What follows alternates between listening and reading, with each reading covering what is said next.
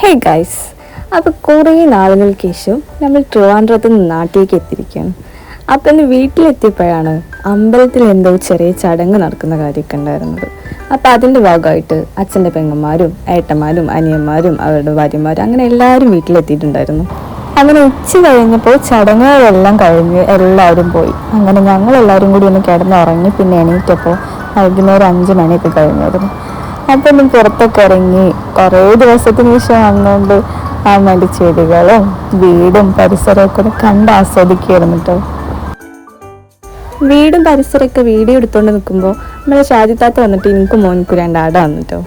നല്ല ശർക്കരയും തേങ്ങയൊക്കെ ഇട്ട് നല്ല അടിപൊളി അടയായിരുന്നു. അത് കഴിച്ച് പിന്നെ നമ്മൾ നേരെ അടുത്ത വീട്ടിലെല്ലാം കുറച്ച് ദൂരമുള്ള വീട്ടിൽ ഒരു ചേച്ചിൻ്റെ വീട് വരെ പോകണം.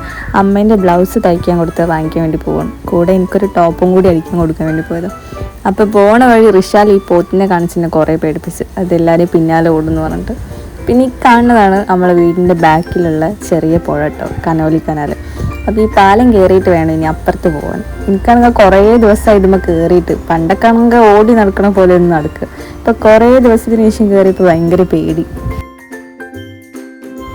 അങ്ങനെ ഡ്രസ്സൊക്കെ അടിച്ചത് വാങ്ങിച്ച് തിരിച്ചു വരുമ്പോൾ ഈ പാലം കണ്ടപ്പോൾ പിന്നെ ഒരു ടെൻഷൻ. ദൈവമേ, ഇനി ഇതിൻ്റെ മേലെ കൂടിയാണല്ലോ പോകേണ്ടതെന്ന് ആലോചിച്ചപ്പോൾ.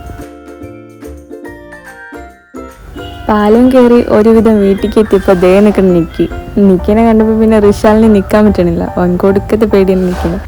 എന്തായാലും ഇന്നത്തെ വീഡിയോ ഇത്രയേ ഉള്ളൂ. അപ്പോൾ അടുത്ത വീഡിയോ ആയിട്ട് ഇതിൻ്റെ ബാക്കിയായിട്ട് ഞങ്ങൾ പെട്ടെന്ന് വരാം.